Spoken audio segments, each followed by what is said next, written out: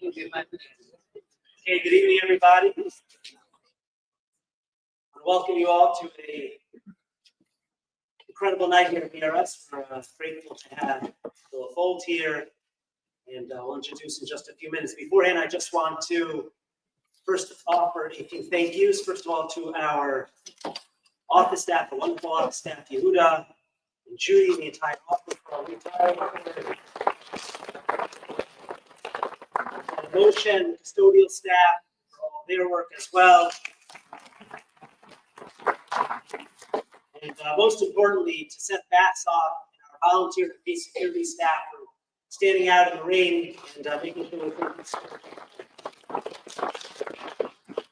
I also want to thank our partners this evening, Laniado Hospital, which you hear about in just a minute. But in particular, I want to acknowledge in absence our dear friend who's been to our show many times and is a good friend to many of ours, and that's Eli Noller. Eli was supposed to be here tonight. We've been working on this for many months. Unfortunately, his mother passed away just a few days ago. He's in the midst of sitting Shiva. And so we send our best to Eli. We send our condolences to him and his family. And we wish everyone only the best. I do want to welcome in his place our good friend, Nevo Zuckerman, who's representing Laniado Hospital tonight. And I call him up to share just a few words.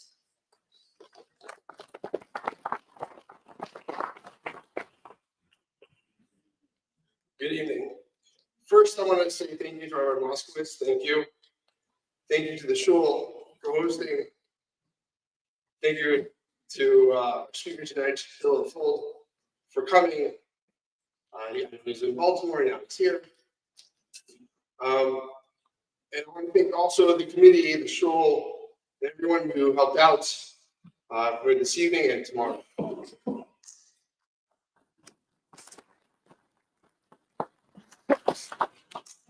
So my name is Nevo Zuckerman. I was a rabbi for many years, retired. I also have a PhD in psychology. And I want to tell you a little story about Laniado. One of my neighbors at the time was expecting triplets. And she went to all the hospitals in different areas, and I live in Gush Etzion. And she went to all the hospitals in different areas to check out, how do we do this? Is it comfortable? What do we do? What's the procedure? What's going to make me comfortable? To make sure the triplets are good and healthy. And so she went all over Israel, and then she came to Laniado. And Laniado not only took her in, but said, we will take care of each and every one of your babies and make sure that not only are they healthy, but they're going to grow, and you're going to come back every single few days with them to make sure that they are flourishing. So she went to Laniado to give birth. And there was complications. And she had an emergency C-section for all 3 babies. They were in ICU for 10 days. I went to visit her every single day. And all 3 babies today are now walking, talking, speaking. And there were 3 years, they just had their 3rd birthday. And every single time I see her, she says, Nevo, thank you. Thank you for showing me this hospital that is just incredible. Not only is it incredible, the doctors came all the way to the Gush Etzion area to check on her and the babies. So this is something where it's not just a hospital. It's a way of life that we care for each other, we care about the future. On the Laniado Hospital, we're going to see a video for 2 minutes, a very short video, is growing. It started in 1876. The son's Rabbi, whose family was murdered, his wife and 11 children were murdered during the Shoah. And he made a commitment that he's going to move to Israel and build a hospital. So not only is there a hospital, there's a yeshiva right next door. And there was a tragedy many years ago, if you remember the tragedy of Pesach, where a pigua, a explosion, took place on Pesach evening during Seder. All the boys from the yeshiva were donating blood. All the boys were helping. And now it's a requirement for each student that learns in the yeshiva to not only go through medical training, but they get certified with mana. And the yeshiva started to grow, which means the hospital started to grow, which means the time started to grow. Last year, we had 8,400 births, which is incredible. Much incredible. So tonight, we want to see a short film of a new building that we're building. And I will cue the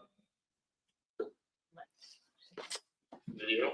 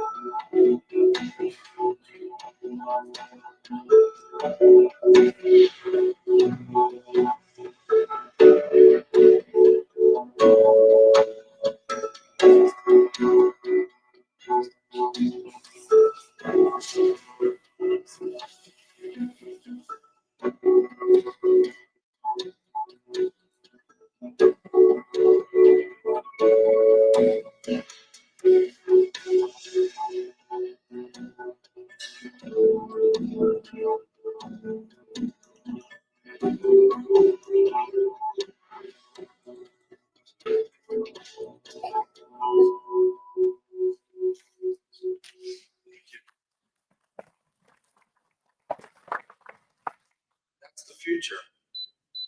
We have a wonderful hospital as it is. If you come there, if you've ever been visited, everyone comes and is welcome. Everyone is treated, and everyone leaves there satisfied. I like to call upon Rabbi Moskowitz, Rabbi Hillel, Fuld, Rabbi.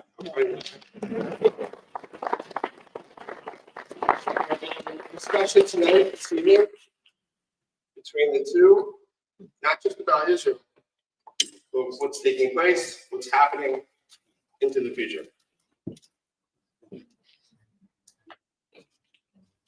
All right, there we go. All right, good evening, everybody. First of all, I want to thank you, Nevo. Really appreciate it, and appreciate your partnership and your support. And if you're ever in Netanya, I strongly encourage everybody to go and visit Laniado Hospital. and to participate in this amazing new wing that they're building underground, obviously having safety and security in mind after October 7th. We are honored this evening to host Hillel Fuld, my new dear friend, who I've only really met online, but now tonight in person. Hillel is one of the most influential English speaker advocates for Israel today, who uses his incredible platform to counter so much misinformation and to amplify Israel's story to millions and millions of people. Beyond his work in the tech industry, he's become a trusted voice of clarity and morality and strength about Israel in these, what we know, the past few years, which have been very challenging moments. And so we're honored to have you here this evening to speak about Israel, to speak about innovation, to speak about the Jewish future. And so Hillel, welcome to Boca Raton Synagogue. Thank you so much.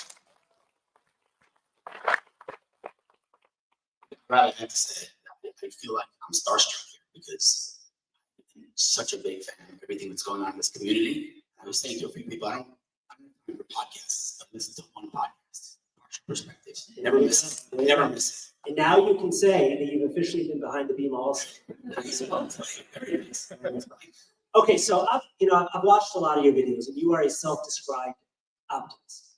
And so I want to start with the good news. The good news is that if you told someone on October 8th, right after the massacres of October 7th, that just a few years later, Israel would have transformed the entire region, that somehow there would be no Hezbollah, Hamas would be largely dismantled, that pagers would be exploding and walkie-talkies would be exploding and people wouldn't be safe in Doha and Iran's nuclear capabilities, nobody would have believed you. We have witnessed unimaginable miracles over the last 2 years, and yet I don't know that we fully appreciate them.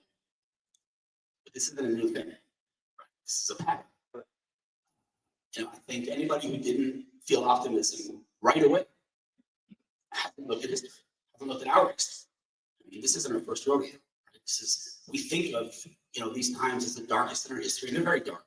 But Hanukkah is coming up. What was Hanukkah? We celebrated. How many of us stopped to think about Hanukkah? It was a war. We were not winning. We were done. What was Purim? It was the near real genocide of the Jewish people. We were done. The leader of the world. That's it. Annihilating the Jews. Today we celebrate. But if I told you back then we're going to celebrate Purim one day, you would have said, "How could you? That's a horrible, insensitive thing. How could you ever say such a thing?" So of course, again, October 7th was devastating, and the war was devastating. But also, in parallel, to take away from the devastation, even on that day, even on that horrible, horrible day, it is almost impossible if you open your eyes not to see the miracles. And this might be somewhat controversial to say, and I know that it has offended some people in the past, and I said this, but it's important to say, I'm going to say the disclaimer again. No one's saying that it wasn't, devastating and horrible and dark. It was. But also, if you think about 5,000 terrorists, genocidal terrorists with one goal, to kill as many Jews as possible, for 8 hours with unlimited access to automatic weapons, you would expect us to have 150,000 casualties, if not more. Israel should be wiped off the map.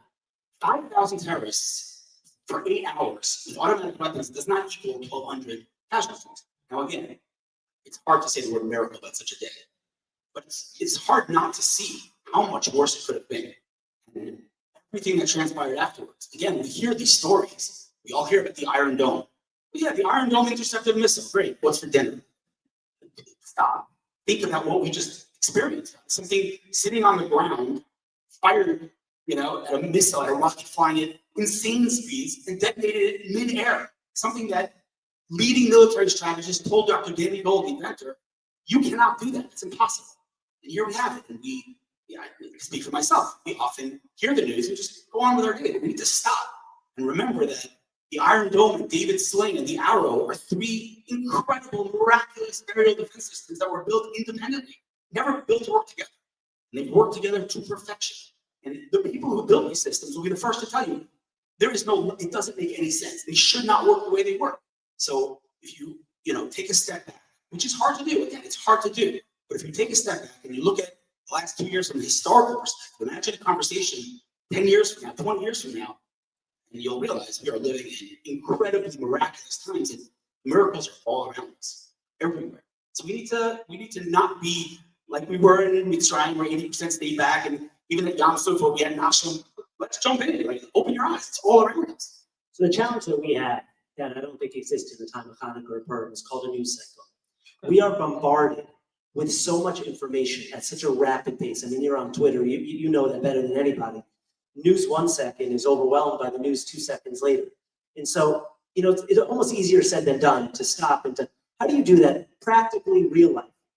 Take a moment and to say to yourself, Iron Dome, Doha, Iran, Hezbollah, Lebanon, Hamas, the hostages, almost all of them. How do you is it davening? Is it, do you set time in the morning? How do we, the Jewish people, not allow this moment to pass without fully appreciating it? So I had a thought yesterday in Baltimore. When after my talk, some singers and Chazan got on stage and sang a baby. And then all of a sudden I had an epiphany, because I'm sure every single person in this room asked themselves, how on earth did these hostages come home alive? When they walked out of Gaza, I said, I couldn't believe my eyes. How did that happen? You know how it happened? Because Jews for the last 2 years sang Achenu 30 times a day in every place in the world. All day we said Achenu, bring our hostages home. Hashem said, okay.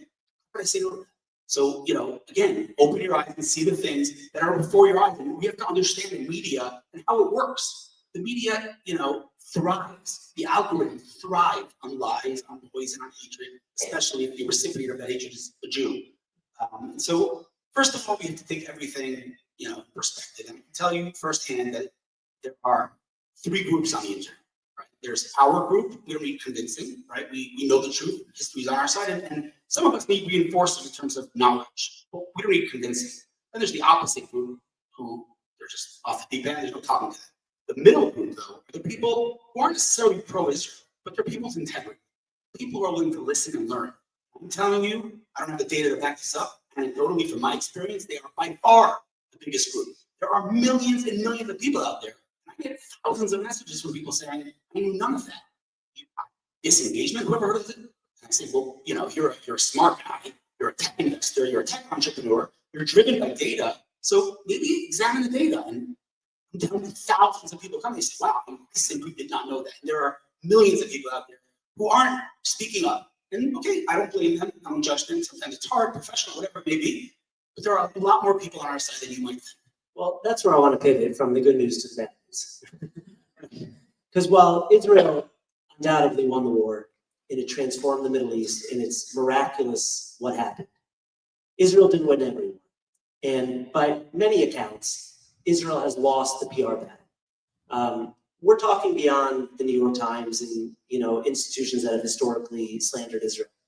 But you go on TikTok, you go on Instagram, you go on Twitter, you go on social media, and Israel has by and large lost that war. There's a very clear narrative on the other side, and Israel is muddling through trying to figure out exactly how to make an argument. And by the way, 30% of people in New York City voted for someone who is threatening to arrest the Prime Minister of Israel. So there's like a massive PR challenge to Israel, and that's the war that we're losing. And to me, that's the bad news. So how do you stay optimistic amidst all of that bad news?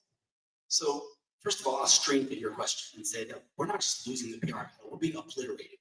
And the reason I say that is because we're not playing the same sport. Right? They're coming at us with pictures of decapitated babies that we all know are AI generated. We know they're not real, but the world doesn't know that. So they come at us with pictures of decapitated babies, and our response is, yeah, but we invented cherry tomatoes. This is what's going on Twitter. We just don't, we're not playing the same sport. But the flip side is that we have to understand how these algorithms work, right? What are they there for? They're there to keep you and I on the page, right? So what you're seeing is what Zuckerberg or other knows will keep you there. Meaning he shows you things that are going to get you activated and angry. And guess what? Our enemies are seeing the opposite. They're seeing all the pro-Israel stuff. So that's an important perspective. Not to say that we're not losing the PR, but that's also something important to remember. You nailed it, you said. The reason we're losing the PR war is not because they outnumber us, it's because they have a very clear narrative, right? Their narrative is a lie, but it's very clear, and I could be 6 years old, and I could be 98 years old, and I could understand you're oppressing us free Palestine. Easy to understand, right? You speak to Israel advocates, we're all yelling something else. This guy's yelling at the New York Times, this guy's yelling about, they're all important things, but we're not unified. We don't have a narrative, we don't have a story. And I think that to me is the most important mission. And I have to, at this point, give a shout out to Rabbi Goldberg, because I quote him in every single talk when I talk about narratives. And I say, so what should our narrative be? And he came to our shul in Beit Shemesh at the beginning of the war and said something that blew my mind. So I'm sure many of you heard it, but it's worth repeating. The famous pasuk that literally every Jew in the world and every Christian in the world knows. Those who bless the Jewish people will be blessed. Or, it's very obvious question. It should say, those who curse the Jewish people, I will curse, right? Otherwise, it's inconsistent from a grammatical perspective. So why switch language? So Rabbi Goldberg said, I remember we quoted, you should probably look this up, because he quoted somebody. He said the word or has another word in it, or. And the right way to read that pasuk is, those who bless the Jewish people will be blessed. Those who curse the Jewish people, or. They'll see your light. They'll see your delegations, they'll see your actors, they'll see their staka, they'll see Lion Adam, they'll see supporters of Lion, they'll see the incredible things that you're doing. To me, that is our narrative. We have to own the light because it's not a premises we're better than anyone else. It's we are a nation that is focused on a value system with the family unit and education, things that are taboo in the Western world today. And that's why we've won a disproportionate number of Nobel Prizes. That's why we lead in the world in cancer research and we're first on scene with a natural disaster. And that's why the Jewish people are such an incredible nation, because we are a nation that's shining our light. And it's a very real thing. We just stop apologizing for it. Enough. Stop apologizing. You don't like it, so be it. We are an incredible source of light in the world. That's just a fact, objectively. That should be our narrative. How do you, that's amazing. Thank you. The Jewish people. Yeah, there you go. How do you convince someone of that, though, when all they're seeing is the images that they're seeing on? In other words, you and I know that to be true in our echo chamber, and it's the truth. We've been to Israel, we've seen the morality, we've seen the pictures of the doctors running to Haiti and Nepal. But if all you're seeing are the decapitated babies in Gaza, and that's the narrative that you've been fed in a public school from in utero all the way through college, and now you're seeing it all over, how do you change that narrative to that person? So it's a good question. I'll share something personal with you. My late brother, Ari, I used to wake up sometimes in the middle of the night and see Ari argue with some anti-Semite on Facebook. I'd say, Ari, what are you doing? Go to sleep. He's not even listening to you. What are you doing? And he'd say to me, it's not about him. It's about the people who are watching this conversation, and they need to know the truth. And I said, you can't engage with every single crazy person on the internet. He said, yeah, I can. I will. And he did. Right? And, contrary, many years ago, I went to meet your neighbor, Ben Shapiro, and I asked him, I said, how do you deal with all the hate?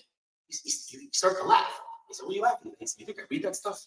He said, I tweet and I mute. I don't read the replies. I remember thinking, it's probably 8 years ago, I remember thinking to myself, doesn't that defeat the purpose of social media? We're supposed to be social and interact with people. And I remember thinking, that's crazy. That's what I did in the war, right? Because unfortunately, when I do go back and read the replies, specifically on Twitter, but not only on Twitter, I mean, I can handle disagreements, but it's the level, it's vile, the things that people say. And so you got to learn to cope with it. But again, you say I'm optimistic. I don't know how you can not be optimistic. That's the truth. Well, here's something that will make you not optimistic. I'm trying very, I'm not going to win. I'm going to win the wheel. I want to ask no questions. I came across a headline today. Where it was from is irrelevant because I don't want that to be a distraction. But the headline was, you mentioned Ben Shapiro, the headline was Candace Owens in the decay of the American brain. How can someone so delusional attract an audience of millions? And then I want to give you a quote from the article. You might think these delusions would limit people's interest in listening to Owens. Doesn't the average person have enough common sense to realize that she's totally detached from reality? Well, I have bad news for you. She has an audience of millions. And I'm going to share some statistics of Candace Owens. She has an average listenership of 3.7 million people per episode. Her YouTube channel has over 1 billion views and 5.6 million subscribers, and she has over 7 million followers on Twitter and another 6.5 million on Instagram. And this is someone who publicly states that she thinks the world is flat, and that's the least of the problems that we could describe with Candace Owens. So when you hear those numbers, and you average episode 3.7 million people, that means that 3.7 million people that wake up in the morning and said, I have a finite amount of time, and I want to spend an hour a day listening to this delusional person who thinks the earth is flat. It's wild. It's wild. Tucker and her, it's wild. My father likes to say, people have such open minds, their brains fell out. That's pretty much it. I mean, yeah, there's no, I force myself sometimes to watch her, and I think, You said delusional. I mean, she is, like you said, completely disconnected from reality. Things that she says are wild. And it's like, did that just come out of her mouth? But there is an entertainment factor. It's entertaining. You can't think it's. I mean, the things that she says it's wild. So I'm assuming some of those millions of people are there for the entertainment. But yeah, I do not have an answer to that question. I cannot wrap my head around it. I mean, I'm actually less concerned about her because she is widely perceived as a little cuckoo. But Tucker Carlson, until yesterday, or even now, he speaks in a way that's very convincing. He's not perceived as a crazy person, but the things he says are equally crazy. So I'm actually more concerned with him, and even more concerned, if you ask me, with Pierce Morgan, because he's the normal guy, right? He's the guy that's balanced. Far from it. Right? I mean, as we learned. Yeah, he invited me on a show one time. I happened to have been traveling, so I couldn't go anyway, but I thankfully said no. And a friend of mine who replaced me got, ambushed. It was pretty good. He doesn't let me talk. This is a problem. And again, media. We have to understand how media works. This is so important. These media publications, both mainstream, meaning legacy media, New York Times, whatever, and social media, they understand they have to increase relevancy, right? Because there's a lot of noise. People aren't going to websites. When was the last time you typed in CNN.com? That's not how people behave on the internet. So they realize we're becoming irrelevant. We need to do something about this. So they realize what gets clicks. What gets clicks? Lies about Jews. This is not something new. You have to remember that. It's not in a vacuum that these people are trying so hard to say outrageous things. They need more views. They need more relevancy. They need more money. That's what it comes down to at the end of the day. Is there anywhere you wouldn't go if Tucker Carlson invited you on a show and said, "Hello, I want someone I can debate. You can tell the truth about Israel. I'm going to tell you the truth about American First." Would you go on the show? Absolutely not. I mean, because why would I give him more? Why would I give him more of a platform? You don't view that you have a responsibility to speak truth to falsehood? This is the debate I have about. Where do you draw the line? Meaning, is that going to cause more damage to good or more good to them? To me, it's again, you're walking into an ambush. You're not going to win that argument with people like that. Right? So I do my best on my platform. I do my best with other people who have rational, thoughts and brains in their head. I'm not going to give more attention to people who spread these insane blood libels that in my life I never thought I'd see. We heard these things as kids. I'm like, what, people really believe this stuff? And they're just saying it again today. It's like, what is going on in the world?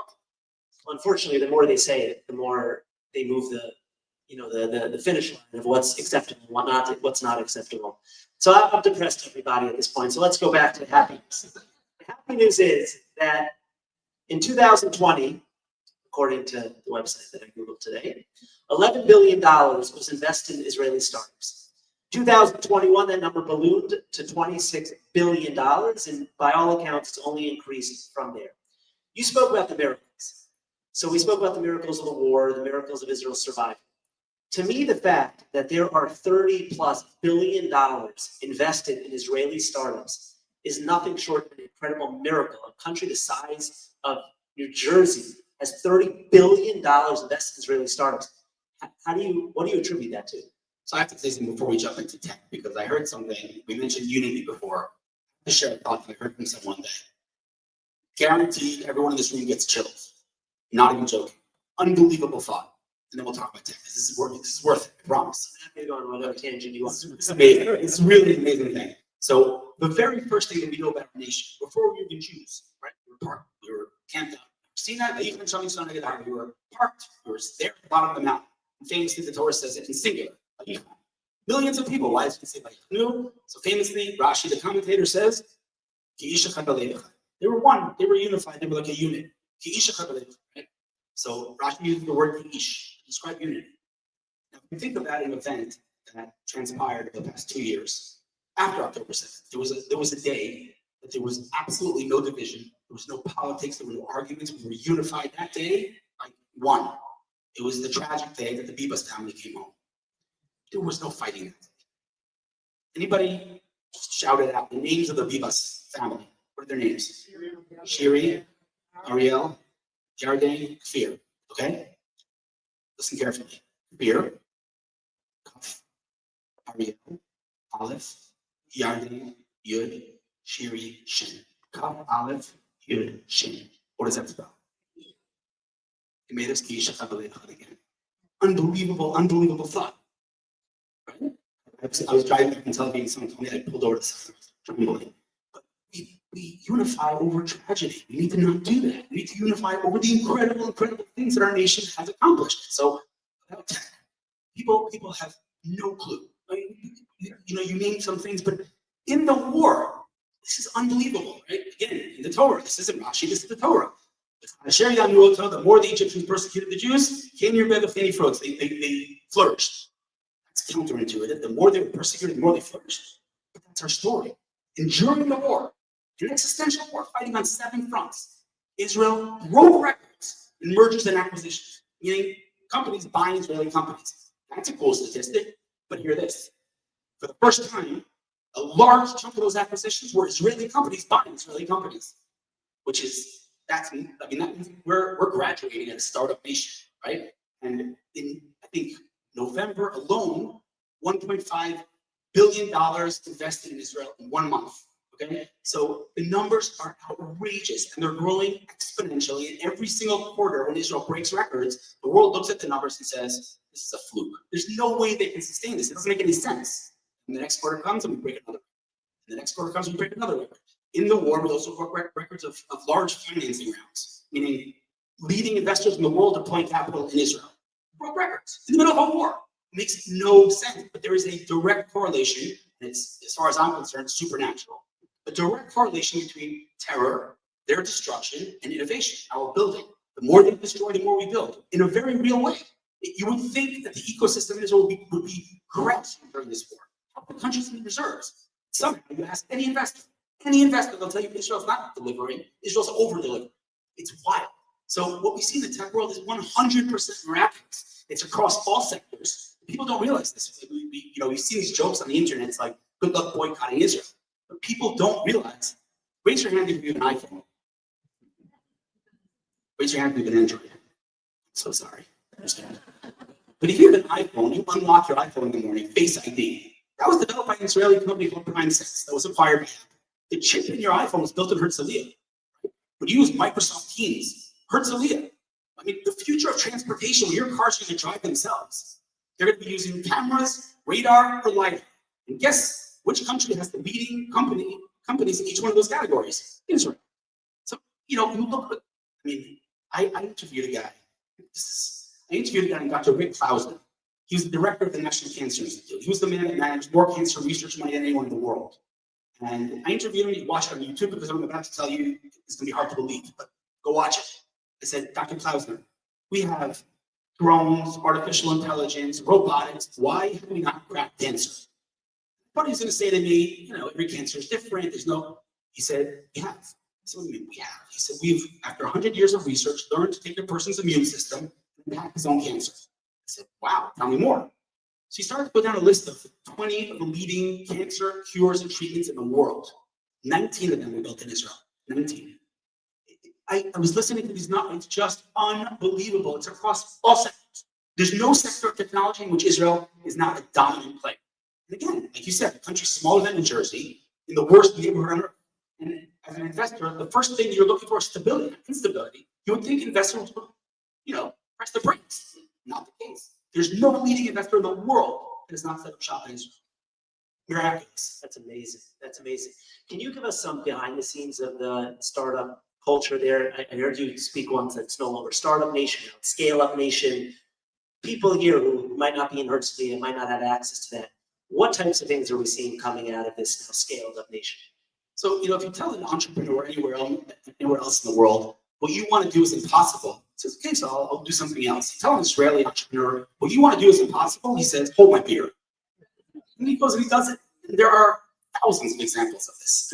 I'll just give you one example to illustrate the creativity, the out-of-the-box thinking of Israeli entrepreneurs. And literally, we could talk about this topic for 4 hours because Israeli entrepreneurs forget about the box. There is no box. They shattered the box. Okay, but I'm going to give you one example.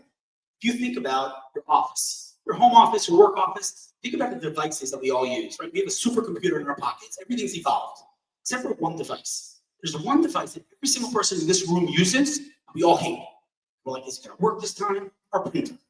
Who likes their printer, right? It's like, I've literally fought with my printer for 45 minutes. What's up? How come printers haven't evolved? Have you ever asked yourself that? So the answer is very simple. You have to put a piece of paper into the printer. There's not much wiggle room. It can't be much smaller, right? Well, that's how normal people think. Comes along, is Israeli, and he's American originally, Jerusalem-based entrepreneur, and says, wait a second, why do you even need to put the paper into the printer in the first place? And you're thinking, well, how else is it going to print? Sit down with this. He built a printer, a mobile robotic printer. You put the paper on the table, and you put the printer on the paper, and it walks on the paper and prints. Like, who even thinks about a walking printer? Israeli entrepreneurs do. So the creativity is off the charts. There's no such thing as impossible. And the culture of Israel is you get into a taxi in Tel Aviv and you say, making small talk, well, how long have you been a taxi driver? And they'll say, like, taxi driver. Sorry, this is my side gig. Everyone has startups in Israel, right? It's very much ingrained in Israeli culture. And the book Startup Nation answers that question. How did Israel, this tiny little country, again, in the most unstable region on planet Earth, how did it become this technology superpower? And the answer is there are many components to it. There is the culture. There's definitely the Jewish, I guess, mentality of survival and running ahead. The Israeli government, through the Innovation Authority, getting out grants, they're not investing in the equity, they're just giving money to startups. Of course, they have, very specific guidelines, but there's so many components in Israel that encourage, of course, the military. I mean, 8200. Right? If you are an 8200, this is intelligence unit, like basically guaranteed to build multi-billion-dollar startup, pretty much, right? And so it's across all parts of Israeli society. It's become like the cool thing to do. Start. Everyone has to start. So it's miraculous. It's unbelievable to see. It's exciting. On a personal level. Before October 7th, when I shut down the business and I was in the tech world, I was a kid in a candy store. I mean, I was meeting these people every day, and every single day my mind was being blown by the things people are building. It's just truly unbelievable. And the world sees it, by the way. There's no top tier investor in Israel that's not in Israel. There's also no top tier tech company that's not in Israel. We mentioned, but if you look at, this is a very interesting point. Sorry, I'm very excited. Can you tell me a little passionate about this? A lot of passion. Let me tell you something. I mentioned that. Equally passionate. Give me a stop about the It's afterwards. I mentioned about our Hanukkah thing, right? The world, those who bless the Jewish people will be blessed. Listen, look, what are the top most valuable companies in the world? What's the top most valuable company in the world? The most valuable company in the world today is NVIDIA. NVIDIA just tripled their presence in Israel. They're doubling down on Israel. They are more scientists than all of us put together. What's the second most valuable company in the world? Apple. Again, Tesla's not in the top 5. Apple, the chip, like I said, Face ID, they have offices in Herzliya. They're huge in Israel. What's number 3? Microsoft all over Israel. And 4 is Meta. And then Amazon. Keep going. I mean, we talk about Amazon drones. People don't realize this. The guy who started that department is a guy named Menashe. It's 2 stories. So let me ask you a question. Why isn't that part of the narrative? In other words, if that's all the case, and you're so compelling and passionate and true, Trying. I understand it, but why are we doing such a terrible job of telling that story? Why isn't every American who has the iPhone, who's investing in the video, why aren't they seeing Israel as an asset? Instead, they're viewing it as a liability. Where have we fallen short in not telling that story? Okay, so this is a very interesting question, and I've asked myself that question my entire career. You have some of the smartest people in Israel when it comes to building tech, building businesses, and telling stories. Not so much. Why is that? So this is my theory. If you think about sales and marketing, right? Both sales and marketing need to sell something at the end of the day. So what's the fundamental difference between sales and marketing? I think it's one word that does not exist in the Hebrew language. And you're going to laugh when I tell you this word, so you think I'm joking, but there's actually no such word in the Hebrew language for subtlety.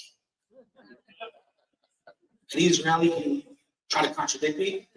Adin is gentle. People think Adin is subtle. Adin is not subtle. Me'udan is the closest word, but there's no such word in Hebrew as subtlety. Marketing is subtlety. It's the ability to tell a story. Again, we laugh because we know Israelis are subtle people. But the point is that, to me, is if you ask me why we're so bad at telling stories, is because we're not subtle people. We don't get the concept. Just run, just build this thing. I meet with Israeli entrepreneurs every day, and they have this idea. They run with it. I say, 1 second. Who are your competitors? We have none. Kidding me right now? What's your go to? I go run with you. Stop, dude. 1 second. Slow down. And for better, of course. I mean, that's what makes us incredible. But also, we stink at marketing because of that. And so that manifests in this PR wars. I want to pivot a little bit. The topic that you asked me for permission to speak about it. I said, of course we're speaking about it. Just roll up your sleeves now. And I want to preface it by telling you what someone told me today when I said I'm interviewing you tonight. They looked at me and with a smile on their face, they said, he's gotten really dark recently. You got into a little bit of hot water recently when you said that there was a mass casualty attack warning for Jews somewhere around the world. You said, I can't predict where, I can't predict when, but in the next 30 days, there's going to be some mass casualty attack on the Jews. That's just where we're headed. I don't know if it'll be in Australia or Boca or New York or wherever, but that's where we're headed. Do you believe, and I'm going to start off with this one, do you believe the Jewish community is in denial about the future of Judaism in America? Because first of all, I was never happier to be wrong with that post. And, I felt, some people, mutual friends of ours, and they called me and they said, listen, Hillel, I'm going to ask you permission. We're going to write an article in response. We're going to rip you apart. You okay with that? So, I wrote in the post, I hope I'm wrong. I was wrong, thank God. But, beyond that specific post, it's a simple question. I told you 5 years ago, not 20, 5 years ago, that in 5 years from now, Jews will not be allowed to walk around campuses freely. There will be many anti-Semites in Congress. Jews will be harassed and assaulted in the streets of the United States. Jews are going to be burned alive in the streets of the United States of America. Can't walk around the Monday of it. You're going to have an Islamic anti-Semite as the mayor of New York. You would have said to me, oh, come on. No way this isn't Germany. Come on. There's no way that's going to happen. And you would have said to me, if that happens, I'm on a plane. I'm not sticking around for that. Here we are. So I say to my friends who, love and respect, not from a place of judgment, from a place of deep concern. I say, if you had a gun to your head, like an actual, not a metaphorical, a physical gun, and I said to you, get on an allowed plane in an hour, I'm pulling the trigger. You'd say, all right, I don't know how to make a living, I don't know Hebrew so well. You get on a plane, figure it out, right? Which means that you don't believe, presumably, that what's going on today constitutes a gun. So my question is, what does? What, people get so upset. This is in Germany. What happened before the Holocaust? You tell me. Name me one thing that happened before the Holocaust, except for the anti-Semitism becoming fully institutionalized. That's about the only thing I can think of that happened before the Holocaust that has not happened now. It's all happening. We talk about Christoph, we talk about windows being shattered. Really? Look around. Thank God, not here. I was saying before a couple people, I don't judge anyone in Boca for standing here. I'm just saying, that's where I'm coming. No, but listen, we can't stick our head in this. And unfortunately, many of our friends do. I speak to all my friends in Tina. I'm not saying everyone has to get up and pick up right now. It's not as easy as make it seem. But we should have an exit plan. We should at least, someone said, I'm not reading the writing on the wall. The writing's on the wall. I'm reading it out loud. Right? And I grew up. We all did. I grew up, my grandmother's a Auschwitz survivor. I never asked her this question because I didn't want to offend her. I grew up asking myself, how on earth did they not leave? What they tell themselves? I never answered that question until now.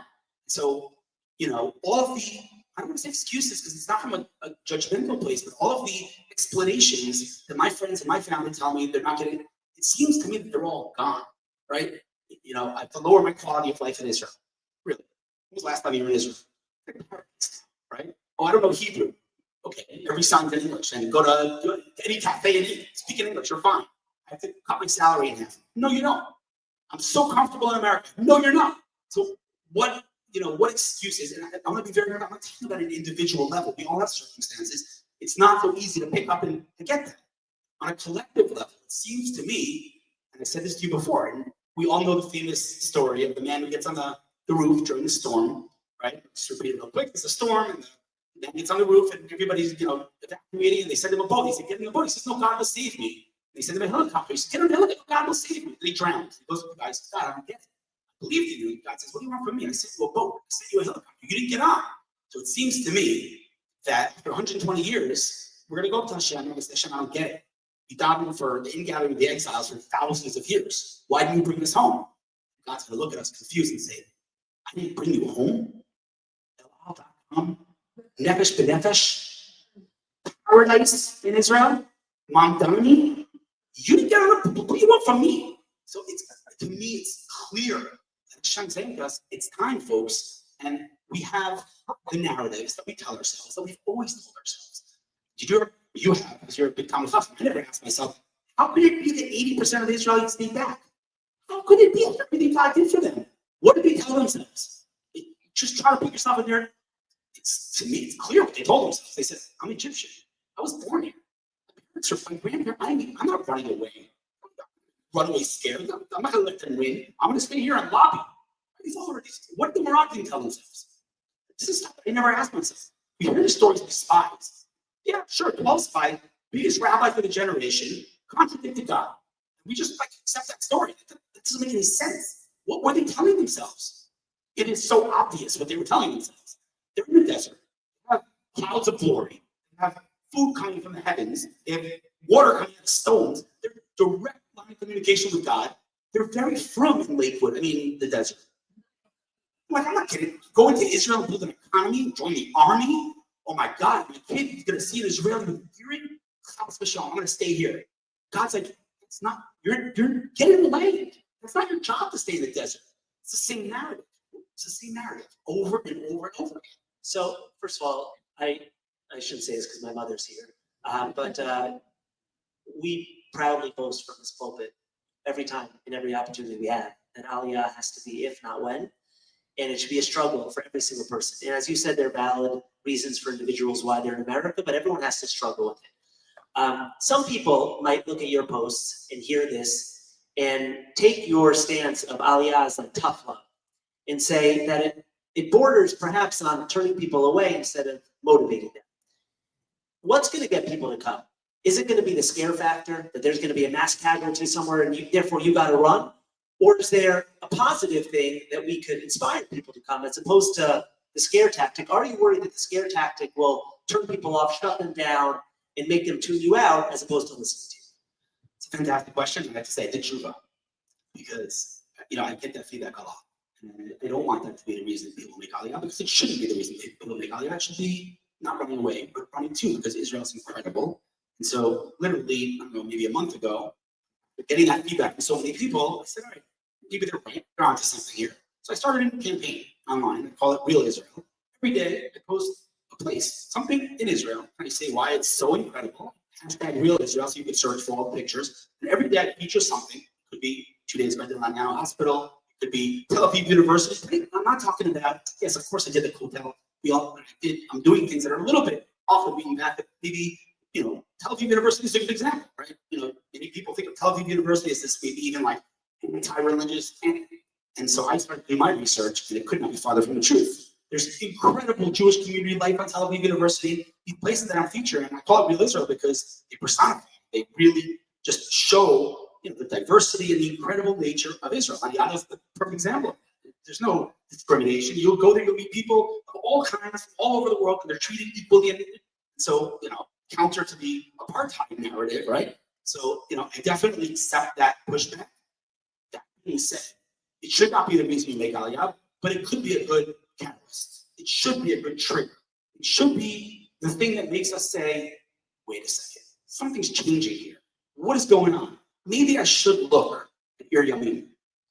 I don't want to embarrass anyone, but for the second time, 3 days, someone came over to me tonight and said, we're making Aliyah, we're looking at Aliyah because of your posts. I'm like, come on. You don't mean that. Not because of my post. You mean like, maybe I pushed you over. No, I'm making Aliyah because of your post. So, yeah, offending some people. Whoever you are, thank you. You made my night. So I accept. So I'll call code. I appreciate that. Accept it, though. Bottom line. You mentioned your brother a few times. I know many people in this room felt very close to your brother, feel very connected to your brother. You've said in the past that you got into advocacy not because you wanted to, but because Ari's murder forced you into a role. How did it force you into that role? What's something that he taught you explicitly or implicitly that guides you in your responsibility today? How does his memory drive the work that you do every single day?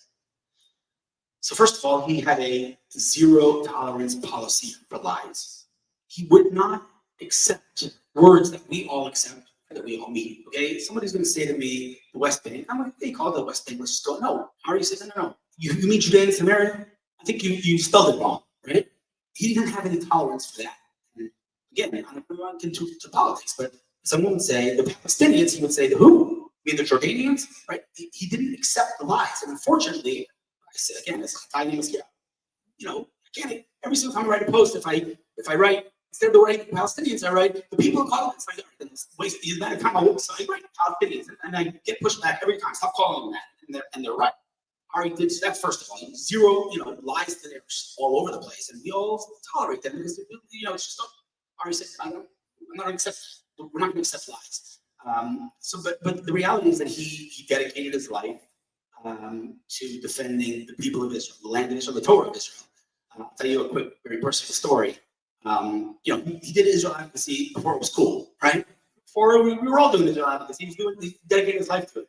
And at one point I said, Ari, you got 4 kids. Let's make you some money. Let's get you into tech. Come on, enough with this Israel advocacy stuff. He's like, all right, let's go into tech. So I got him a job in tech. He's making some money.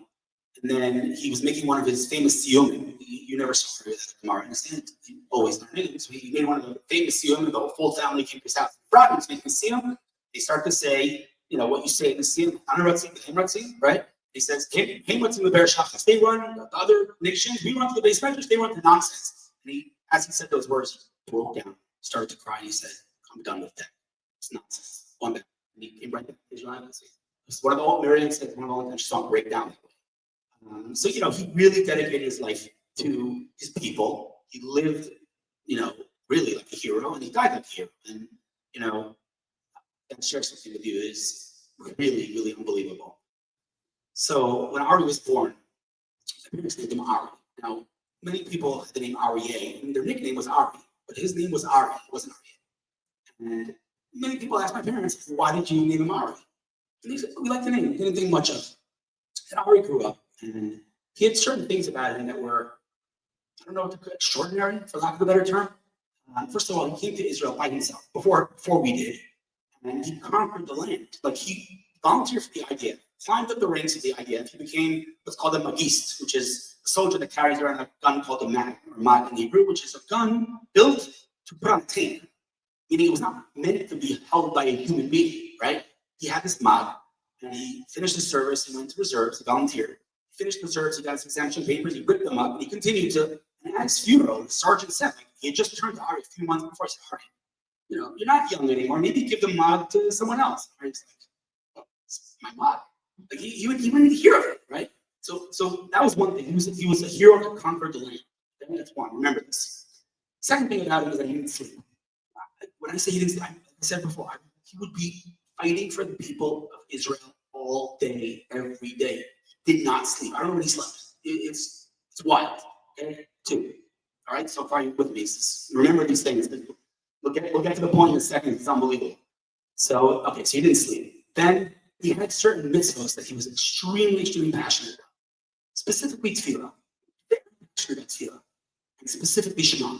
You see videos on Facebook of him with a megaphone. Like, Shema, Yitzhak. He was very passionate about Shema. And tzitzis. That was his big thing, tzitzis. So after he was murdered, I'm taking out the pasuk because I can read it for you because you won't believe what I'm about to tell you. He was murdered. My parents opened the Torah. My parents are pretty learned people, so maybe they knew this in Ruach HaKodesh, but they opened the Torah and they said, where did we get that name? Like, why did we call him Ari? And there's 2 times in the whole Torah that the word Ari appears. And I'm going to read these to you because you can go verify this yourself afterwards because you're not going to believe what I'm about to read to you. So the first time it says, Karash Chad Ari, they crouch, they lie down like a lion. That's the first time it says Ari in the Torah. Now, if I would say to you, define a lion, how would you define? You'd say the king of beasts, you'd say strongest animal. There are many ways you can define a lion. What does Rashi say? Reading word for word. Ari, Kitargumo, Yityashvu be'atzam bekoach u'vikvura. And Ari settles his land in strength and might. This is Rashi. Wait till you hear this. This is unbelievable. We all read, I read this pasuk my whole life. I never paid attention to it. Lo, a people that rises like a lion, the Charid Nasa, like an Ari, overcome. Lo Yishka, he doesn't sleep. Lion doesn't sleep. Lo Yishka, that's what the Torah says. Here's the rush. Ready for this? Hold on to your chairs. Here it goes. They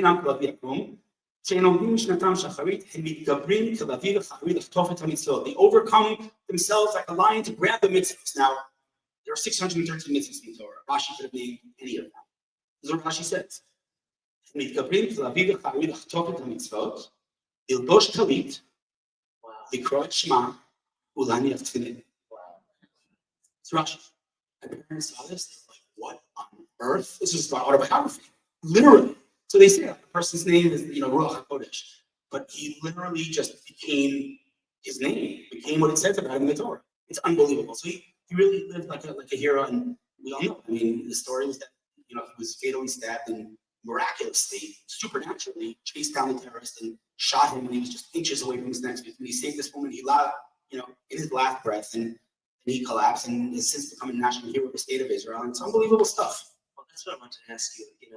First of all, thank you so much for sharing. Unfortunately, there are so many terror victims.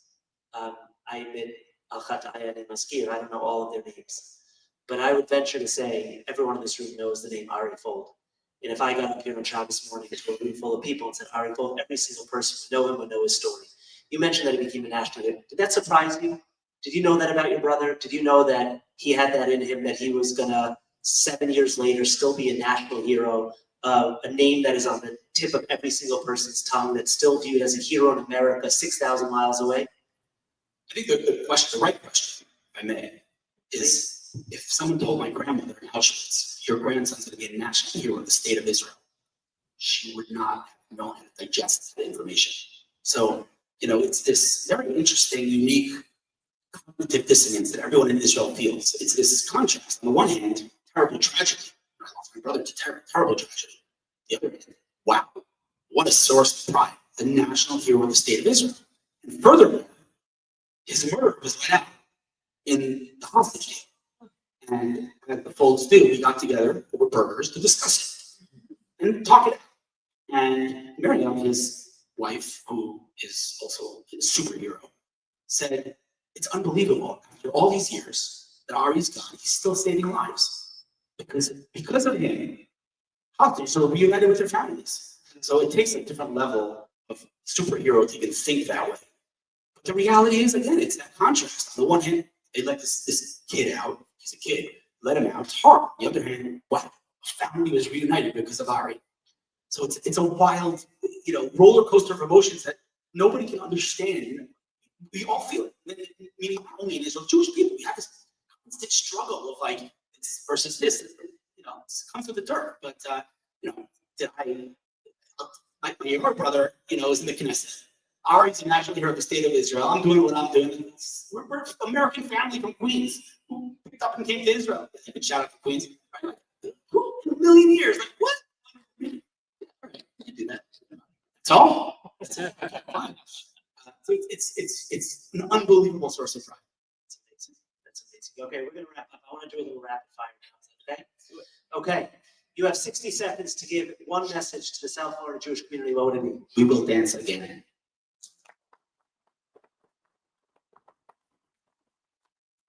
We see a lot of Hillel Fuld on social media. What does Hillel Fuld, the private Jew, look like? I'm struggling to do my best. I said to someone tonight, Baruch Sturman's parents were here. I never shared this publicly. How long do I have? 60 seconds? You could go as long as So one of the hardest business for me has always been tzitzis. I'm sorry to say it publicly, but it's true. The Fulds, we sweat a lot. In Israel, it's hot, right? Another bad thing, I said to myself, you're not wearing God confidence anyways. I had the whole. And recently, a friend told me that they're opening another factory for playlists. And to me, it was like, okay, it's a clear sign. So I started wearing tzitzis every day, and it was a struggle.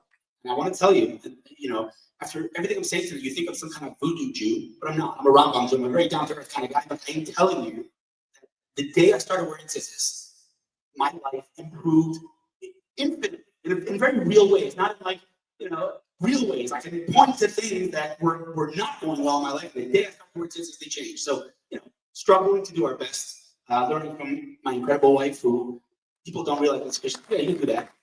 I'm going to embarrass her right now. I'm just going to have to get over it. Like, we talk about, some of us learn Daf Yomi, right?